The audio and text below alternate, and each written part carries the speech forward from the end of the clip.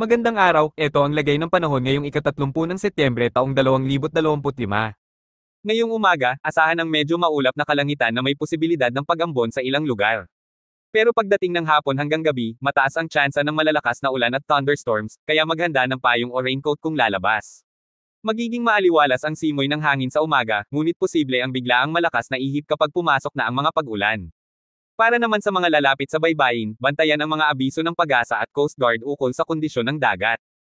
Ang UV index ay mababa hanggang katamtaman ngayong araw dahil sa maulap na panahon, pero kung may silap ng araw, gumamit pa rin ng proteksyon sa balat. Paalala, iwasan ang mga mababang lugar na madaling buhain, siguraduhing may silong ang mga alaga, at manatiling nakatutok sa opisyal na abiso ng Pag-asa. Mag-ingat sa biglaang buhos ng ulan at pagkidlat, manatiling alerto at ligtas.